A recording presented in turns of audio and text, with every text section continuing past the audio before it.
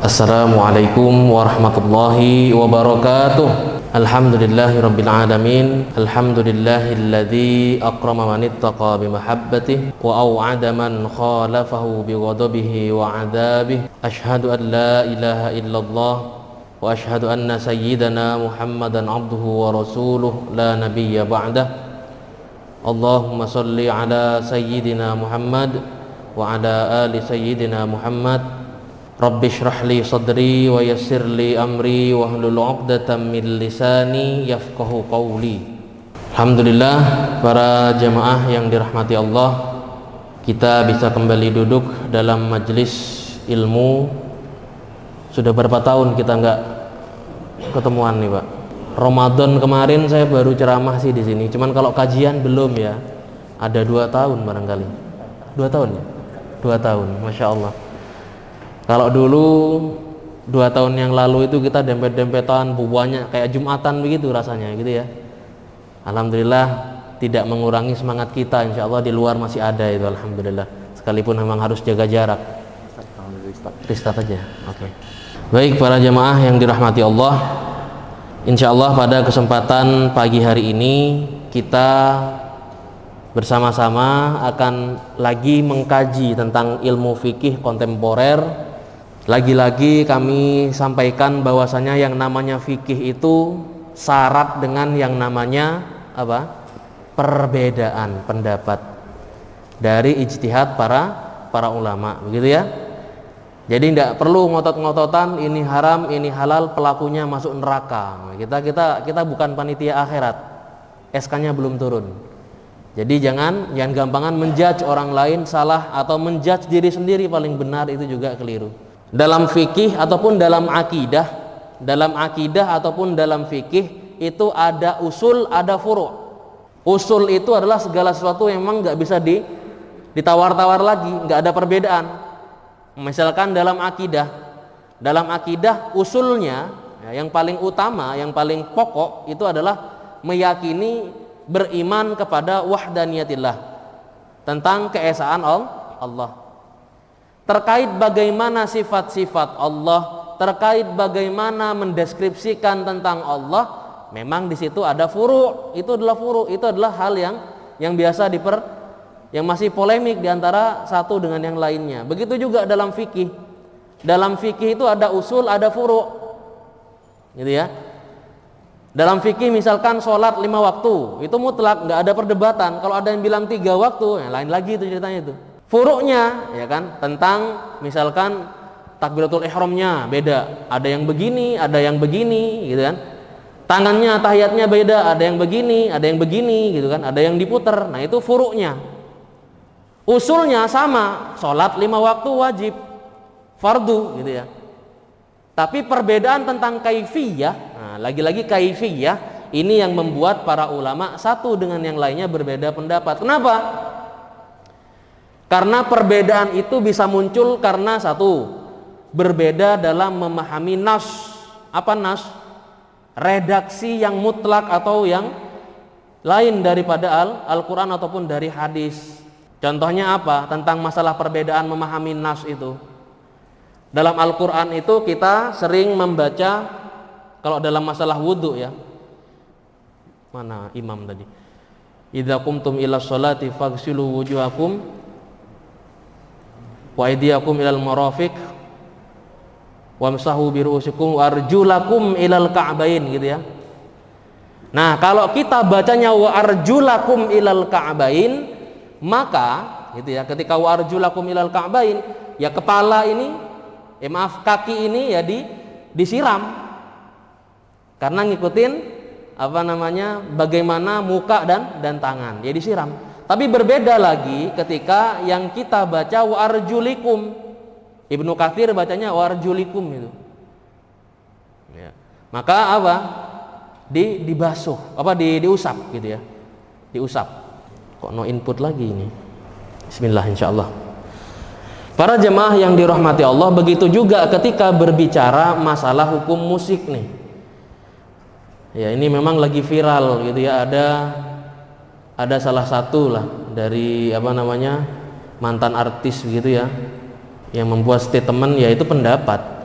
Tidak bisa kita salahkan, tidak bisa kita benarkan secara mutlak juga gitu. Para jemaah yang dirahmati Allah, ketika berbicara tentang musik ini nggak masuk dalam hal ibadah, bukan masuk dalam hal muamalah bainan nas, tidak. Itu perkara biasa di luar itu, gitu ya. Maka kaidah dalam perbuatan non ibadah itu ada satu kaidah yang sangat masyhur, apa? Al aslu fil asya'i al ibahah. Hukum asal atas segala sesuatu itu boleh. Perbuatan-perbuatan non ibadah itu pada prinsipnya boleh. Anda mau main catur, boleh. Anda mau main game online, boleh. Prinsipnya boleh. Hatta yadullad dalilu ala tahrimih, sampai nanti ada dalil yang mengharamkannya. Ya. Sampai nanti ada dalil spesifik yang mengharamkannya. Apa misalkan Anda main catur itu boleh. Tapi ketika Anda dengan main catur itu kok meninggalkan sholat 5 waktu, berarti apa? Haram hukumnya. Yang membuat haram itu bukan zat caturnya itu, bukan. Tapi bagaimana Anda berbuat dengan catur itu, gitu ya. Ini boleh dibuka nggak, Pak? Ada kamera soal, takut saya. Hah? Boleh. Izin ya, saya buka ya. Mohon izin saya buka. Nanti saya pakai lagi. Gimana, Pak?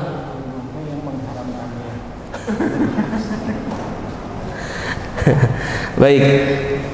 Ada hadis dari Abu Hurairah. Ini berangkat dari hadis ya gitu ya.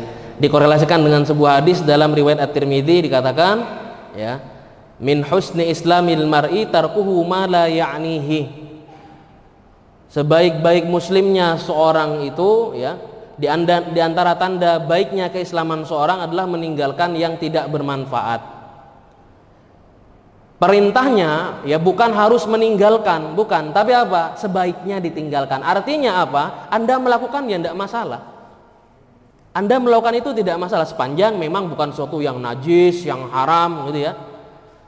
Nah, maka bagaimana kita memperlakukan alat-alat seperti daf, drum, gitar, kemudian bernyanyi ya, melantunkan syair melalui lantunan lagu dan lain sebagainya. Nah, sebelum jauh-jauh nih kita bahas tentang masalah hukumnya dan dalil-dalilnya, kita harus sepakat dulu nih tentang definisi nyanyian, definisi musik. Jangan-jangan selama ini kita pakai dalil, tidak tahu definisinya apa. Akhirnya apa? Berbeda karena berbeda paham, berbeda definisi. Kita buka KBBI, gitu ya. Kita buka KBBI. Sebelum buka Quran, sebelum buka ini, kita buka KBBI dulu, ya kan? Lagu itu apa? Lagu itu adalah nyanyian atau ragam suara yang berirama dalam bercakap, bernyanyi, membaca dan sebagainya. Jadi kalau misalkan saya baca ini, ya, saya baca artikel ini, kemudian saya buat irama, misalkan definisi lagu dalam kamus besar. Nah, itu nyanyi saya namanya. Gitu ya. Karena saya buat irama. Lalu nyanyian diartikan dengan hasil menyanyi dan dinyanyikan, gitu. Komponen musik yang pendek ada yang mengiringinya. Gitu ya. Itu definisi lagu, kemudian definisi musik. Kemudian Imam Al-Ghazali itu juga pernah berbicara dalam kitabnya Al-Ihya ya. Dalam kitab Ihya Ulumuddin beliau mengatakan wal aslu fil aswati hanajirul hayawanat. Sumber suara itu sebenarnya adalah kerongkongan makhluk hidup. Lalu dibuatlah alat musik dengan nada yang ada pita suara makhluk sebagai imitasi, sekedar menyamai. Lalu kemudian dibuat alunan-alunan begitu ya. Lalu kemudian dibagi jenis musik itu, ada yang dipetik seperti gitar, ditiup seperti suling, trompet gitu ya, dipukul seperti gendang, kemudian drum gitu ya dan lain sebagainya, digesek kemudian ditekan, banyak. Ya, contoh-contohnya banyak. Nah, sekarang kalau kita lihat definisi yang tadi, kalau orang baca Al-Qur'an, imam kita tadi juga baca Al-Quran dengan melantunkan nada, dengan ada nadanya gitu. Apakah itu sama dengan nyanyi? Ya. Sama enggak dengan nyanyi? Karena ada hadis dalam riwayat Abu Hurairah dikatakan qala Rasulullah sallallahu alaihi wasallam laisa minna man lam yataghanna bil Qur'an. Yataghanna. Laisa minna man lam yataghanna bil Qur'an. Bukan dari golongan kami, yakni orang-orang yang tidak bernyanyi dengan Al-Qur'an. Yataghanna, ghina ya. Ghina itu ya artinya lagu, menyanyi, nyanyian gitu.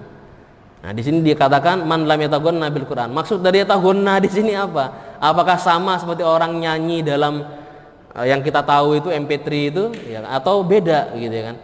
Maka dalam memahami hadis tidak boleh memahami secara tekstual, redaksional, nggak boleh Pak. Lihat penjelasan dari para ulama. Begitu juga ngaji Al-Quran, jangan langsung dibaca kemudian dicari terjemahannya lalu kemudian diambil dan disimpulkan sendiri redaksinya, keliru. Hati-hati, harus melihat penjelasan para ulama. Maka Imam An-Nawawi menjelaskan ya dalam Syarhun Nawawi Alal Muslim dikatakan makna yang benar adalah membaguskan suaranya. Ya. Imam Asy-Syafi'i berkata orang-orang yang sepakat dengannya mengatakan bahwa makna taghanna dalam hadis ini adalah melirihkan suara dan memperindah suaranya. Dengan acuan bahwa ada hadis hiasilah Quran seindah suaramu, gitu ya. Hiasilah Quran seindah suaramu. Nah, ini bagaimana para ulama memaknai hadis ya. Jadi yataghanna itu bukan berarti kemudian diiringi dengan lagu-lagu dengan musik, enggak. Yataghanna itu bukan bermakna bernyanyi ya. Bukan seperti itu. Tapi yataghanna dalam Al-Qur'an maksud Rasulullah sallallahu alaihi wasallam adalah memperindah suaranya seperti sebagaimana imam kita tadi. Nah, para jamaah yang dirahmati Allah, terkait masalah musik ini sama halnya dengan hal-hal fikih yang lainnya. Tentu ada yang namanya kesepakatan dan ada yang namanya perselisihan. Para ulama gitu ya mengatakan ada yang disepakati keharamannya, ada yang diperselisihkan hukumnya. Ya. Pertama, yang disepakati keharamannya adalah kalau dalam bernyanyi dan bermusik itu ada unsur maksiatnya. Saya mohon izin minum dulu sebentar. Bismillahirrahmanirrahim. Alhamdulillah. Kalau dalam bernyanyi dan bermain musik ini, ngeband lah katakanlah ya, itu ada unsur maksiatnya. Unsur maksiatnya apa? Ya entahlah, nggak harus ngeband, nggak harus rebana, gitu ya. Intinya ada unsur maksiatnya.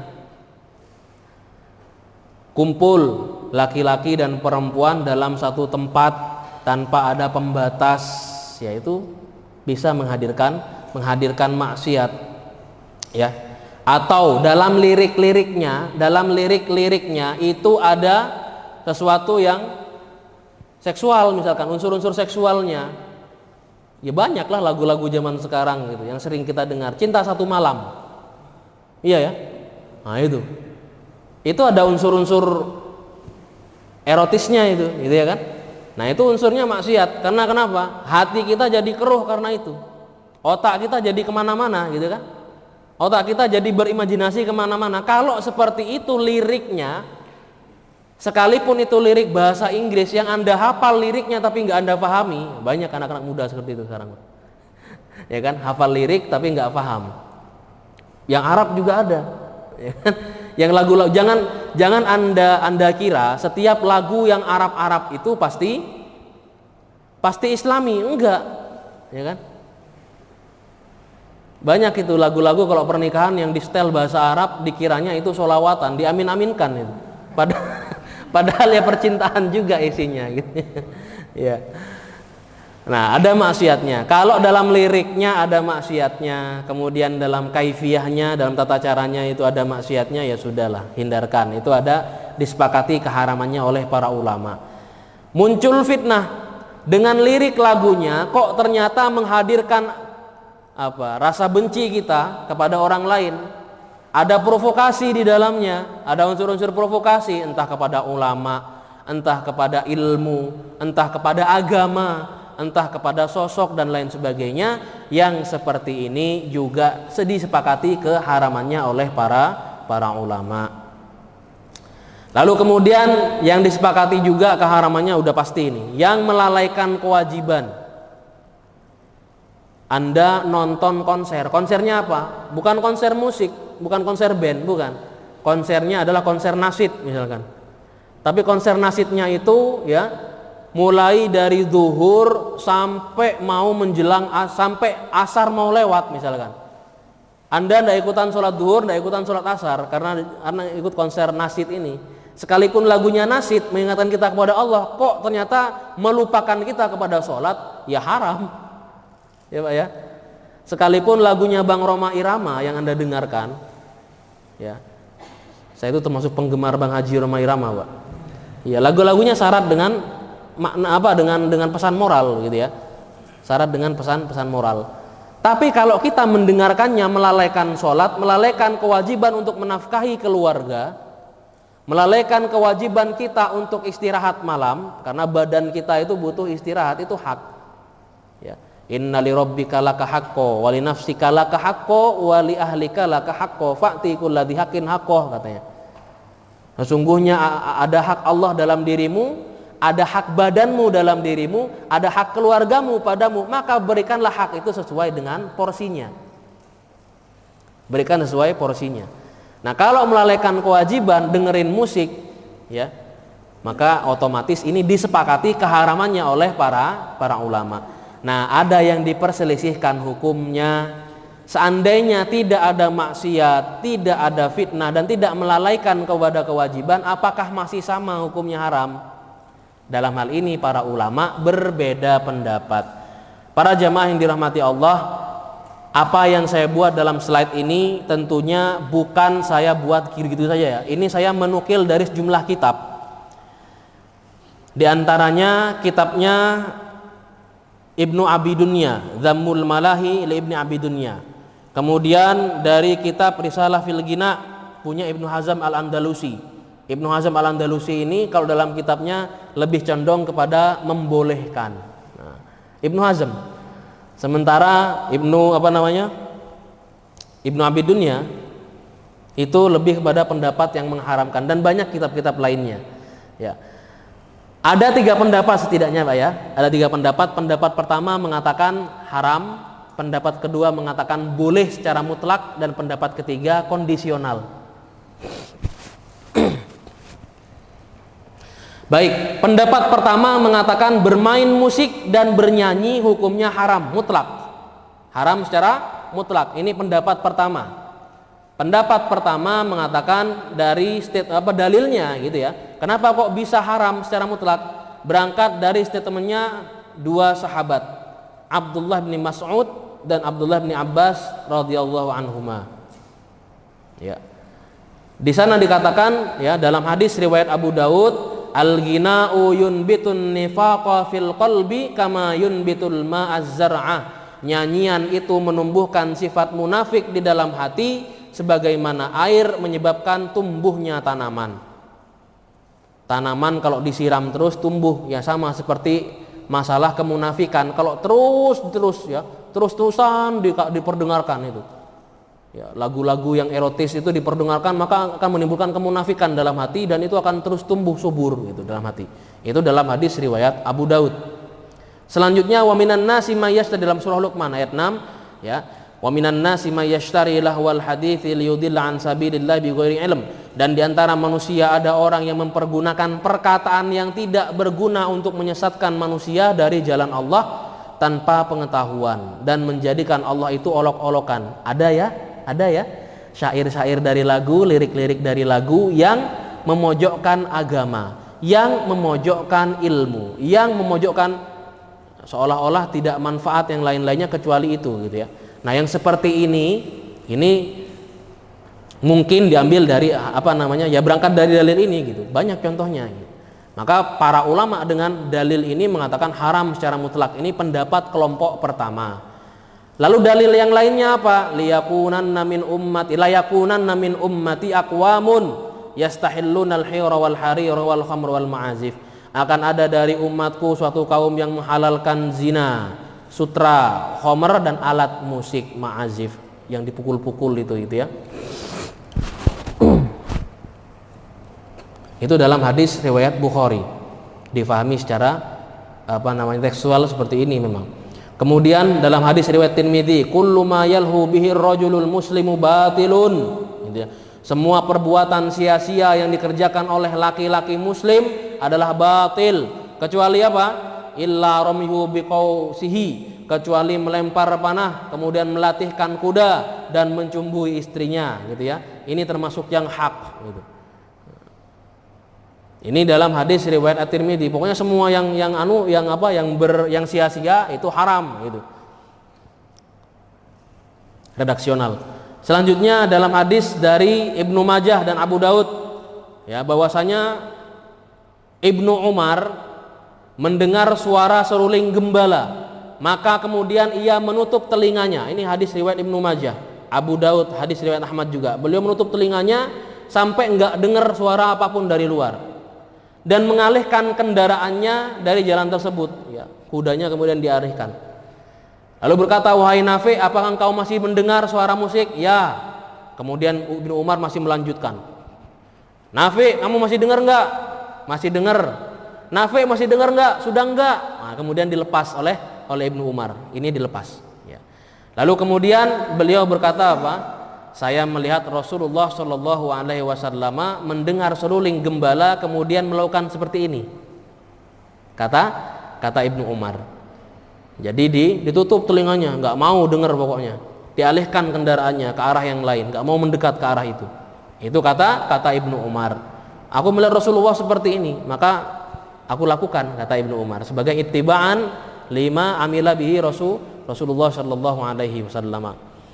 Maka ini pendapat kelompok pertama yang mengharamkan secara mutlak. Ada kelompok kedua yang mengatakan hukumnya mubah secara mutlak, mubah halal, boleh secara mutlak. Ini pendapat kedua. Ya, Imam Asy-Syaukani dalam kitabnya Nailul Autar menceritakan tentang sahabat Abdullah bin Zubair yang memiliki budak-budak wanita dan alat musik berupa gitar. Ya bukan gitar yang Arab itu loh Pak, yang gitar Arab itu ya. Apa namanya itu? Nah itulah. Apa namanya? Gambus. Oh, gambus ya? Apa namanya? Ya itulah pokoknya yang kayak gitar gitu ya. Nah itu. Nah Ibnu Umar ya, pernah ke rumahnya, ternyata di sampingnya ada gitar itu gitu ya. Lalu Ibnu Umar berkata, wahai sahabat Rasulullah, katanya, wahai engkau gitu ya, Ibnu Zubair, Abdullah bin Zubair, ini apa? Ini apa? Benda apa ini? Kemudian Ibnu Zubair mengambil gitu ya, mengambilkan barang itu untuk Ibnu Umar, kemudian berkata, ini mizan Syami. Mizan Syami. Ini alat musik dari Syam, gitu ya. Kemudian Ibnu Zubair berkata, dengan ini akal manusia itu bisa seimbang, katanya. Dengan alat musik ini akal manusia bisa seimbang. Kenapa? Biar enggak ngotot-ngotot terus, katanya. Biar enggak serius terus. Biar bisa lebih rileks, maka perdengarkan alat musik sejenak saja, sebagaimana Rasulullah bilang apa? Sa'atan kepada Hanzalah ya. Kepada Hanzalah Rasulullah bilang apa? Sa'atan ya Hanzalah, bercanda sekali, santai sekali, rileks sekali, jangan serius terus. Dengan mizan Syami juga demikian, hati menjadi tenang, akal bisa menjadi seimbang. Karena kenapa? Yang enggak serius terus gitu. Nah, itu kata Abdullah bin Zubair.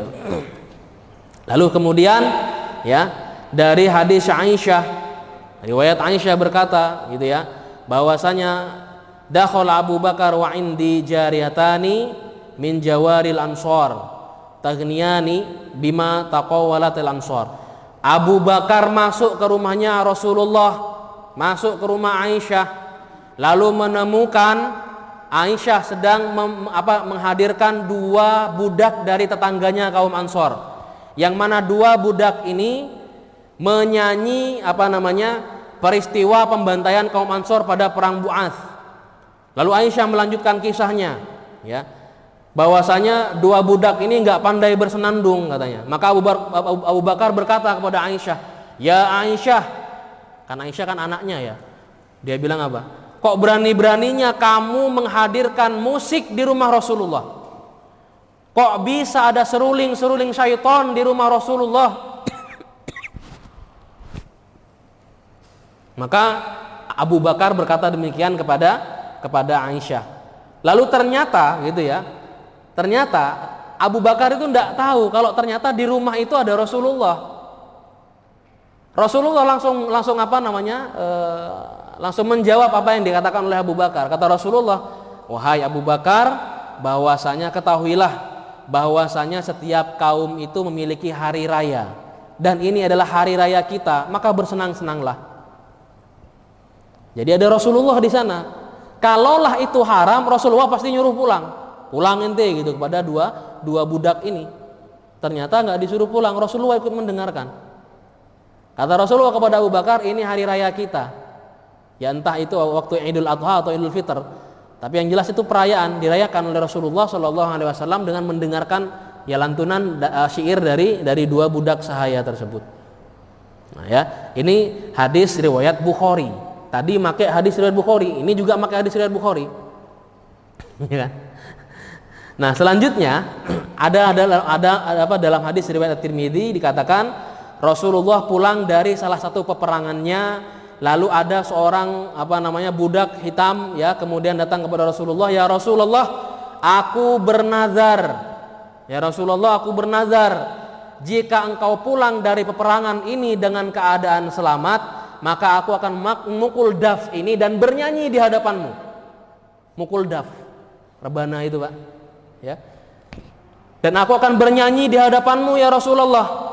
Lalu kemudian Rasulullah Shallallahu Alaihi Wasallam bersabda kepada si wanita ini, "Kalau engkau pernah bernazar demikian maka lakukanlah, tapi kalau tidak maka jangan." Lihat, Rasulullah bilangnya apa? Kalau engkau pernah melakukan nazar maka lakukan, tapi kalau tidak maka jangan. Ingat prinsip nazar Pak ya. Nazar itu diperbolehkan untuk sesuatu yang mubah dan sesuatu yang sunnah. Kalau mukul daf dan bernyanyi adalah sunnah, nggak mungkin rasanya gitu ya. Nggak mungkin, sunnah nggak mungkin. Paling tidak mubah. Nazar itu hanya boleh untuk dua status, sesuatu yang mubah atau sesuatu yang sunnah. Yang tidak boleh bernazar untuk sesuatu yang wajib dan haram, nggak boleh. Misalkan saya bernazar kalau saya lulus S3 saya mau sholat 5 waktu, nggak boleh nazarnya, haram nazarnya gitu ya. Karena kenapa? Sholat 5 waktu wajib, kok bisa jadi ente nadarkan? Nggak bisa. Atau sesuatu yang haram, saya bernazar kalau misalkan lulus S3 saya tidak mau puasa Ramadan, nazarnya tidak bisa diterima. Karena kenapa? Haram meninggalkan puasa. Untuk sesuatu yang haram dan sesuatu yang wajib tidak boleh dinadarkan. Karena nazar itu akan berubah sifatnya menjadi wajib nantinya. Sesuatu yang sunnah Anda nadarkan menjadi wajib. Sesuatu yang mubah Anda nadarkan menjadi wajib. Nah, ini si wanita ini, kabarnya si wanita ini ngomong ke Rasulullah, "Ya Rasulullah, saya bernadar kalau engkau pulang selamat dari peperangan, maka saya akan bernyanyi sambil memukul daf di hadapan Anda." Kata Rasulullah, "Kalau kamu pernah menadarkan, lakukan. Tapi kalau tidak, maka jangan," kata Rasulullah. Artinya apa? Mubah. Dilakukanlah oleh wanita ini. Dia mukul daf sambil bernyanyi di hadapan Rasulullah Sallallahu Alaihi Wasallam. Hadisnya sahih dalam riwayat At-Tirmidzi. Lalu kemudian dalam hadis yang lain dalam riwayat Al-Baihaqi dikatakan an Khawwat bin Jubair qala kharajna hajjajan ma Umar bin Khattab radhiyallahu anhu, ya, bahwasanya aku bersama Umar, dari Khawwat bin Jubair, aku bersama Umar bin Khattab berjalan dalam perjalanan haji. Kalau hajinya ini enggak bersama Rasulullah, gitu ya. Nah, sahabat itu dari tahun ke-6 Hijriah sudah melakukan haji tanpa Rasulullah. Kalau Rasulullah tahun ke-10 Hijriah, Pak. Ayat tentang kebolehan berangkat haji dari tahun ke-6 sudah turun, tapi Rasulullah baru berangkat haji tahun ke-10. Sahabat udah boleh umroh sama Rasulullah setelah tahun ke-7 perjanjian Hudaybiyah itu. Nah, lalu kemudian apa? Dalam perjalanan ya, ada Abdurrahman bin Auf, Abu Ubaidah bin Jarrah, kemudian beberapa orang meminta Khawat gitu ya untuk bernyanyi, request lagu kayak istilah kita sekarang ya. Para sahabat tuh ada yang request lagu, Khawat nyanyi lagu ini, Khawat nyanyi lagu ini, nyanyikan syair ini misalkan. Mereka minta syair Dirar, lalu Sayyidina Umar mengatakan, sudah katanya, nggak usah request macem-macem, biarkan Khawat nyanyi lagunya sendiri. Akhirnya Khawat menyanyikan lagunya sendiri. Aku pun bernyanyi sampai masuk waktu sahur. Perjalanannya ya, perjalanan malam ditempuh sampai masuk waktu sahur. Kata siapa? Umar ya, kata Sayyidina Umar bin Khattab, sudah Khawat selesai, kita sahur dulu, nanti kalau kamu kuat lanjutkan lagi. Nah, ya kan, sahur dulu. Jadi jangan sampai sesuatu yang mubah ini kemudian menghalangi sesuatu yang sunnah. Apa yang sunnah? Sahur, ya kan, makan sahur itu sunnah, Pak, hukumnya. Maka jangan sampai menghalangi itu, apalagi yang wajib nggak boleh. Jadi ya, menghalangi yang sunnah aja nggak boleh, apalagi menghalangi yang wajib. Maka hukumnya mubah. Berangkat dari hadis ini para ulama mengatakan ya mubah hukumnya. Gitu kan? Lalu kemudian, nah ini unik nih. An Aisyah radhiyallahu anha zaffat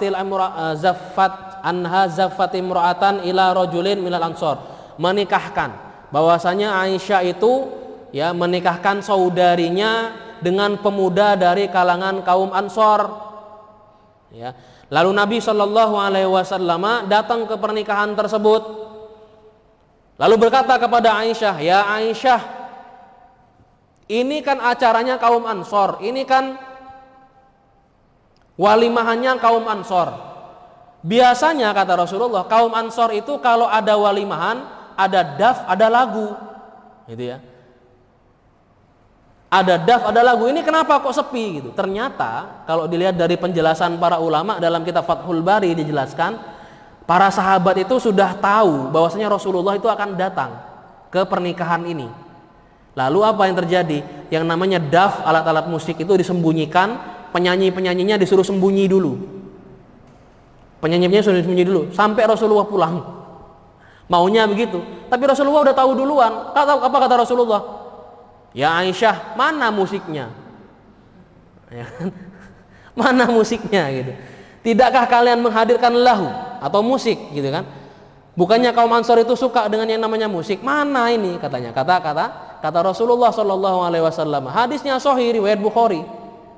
Ya, kalau anda tidak mau hadis lain Bukhari Muslim, nah ini Bukhari ada. Ya. Nah itu ternyata gitu ya, dari Rasulullah juga ada yang membolehkan. Artinya apa? Syariat ini tidak mengekang dengan hanya 1-2 dalil saja. Dalilnya banyak kalau mau digali. Ini pendapat kedua. Pendapat pertama tadi mengatakan haram secara mutlak. Pendapat kedua mengatakan mubah secara mutlak. Nah, sekarang bagaimana dengan pendapat ketiga? Gitu ya. Pendapat ketiga ini, Pak, ini mengatakan kondisional.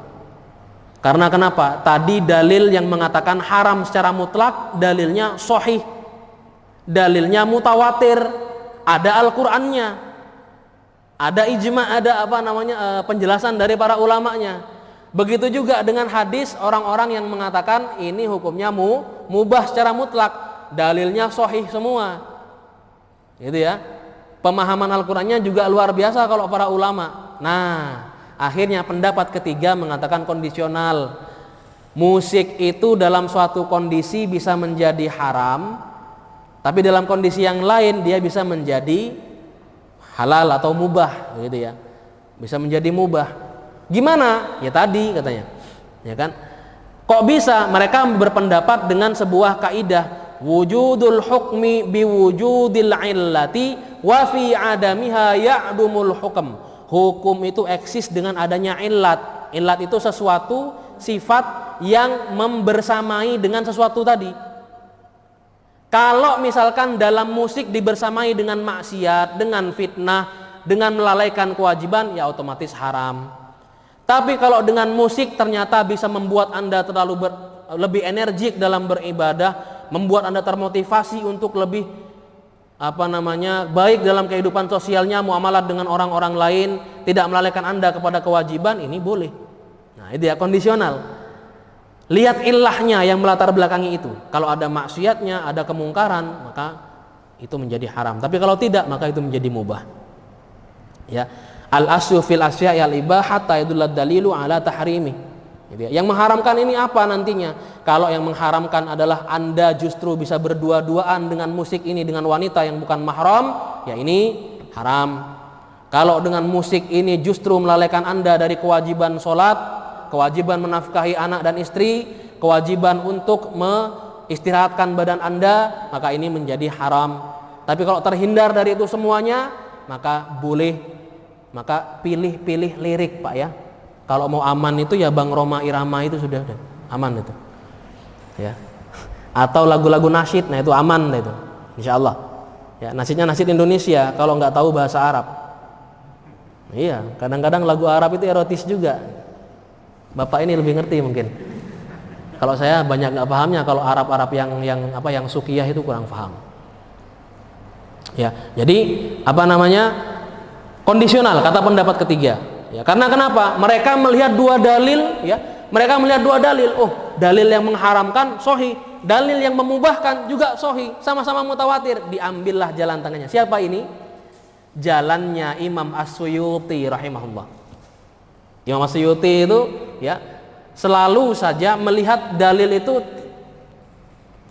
kalau ada dalil yang kontradiktif, beliau selalu mengambil jalan tengah. Gitu. Ya. Saya udah sering lah ngomong masalah Imam As-Suyuti dan dalil bagaimana beliau mengambil jalan tengah itu banyak ya. Beliau diantaranya masalah doa dan zikir berjamaah setelah sholat itu beliau ngambil jalan tengah itu. Karena dalilnya sama-sama kuat, yang mengharamkan sama yang membolehkan.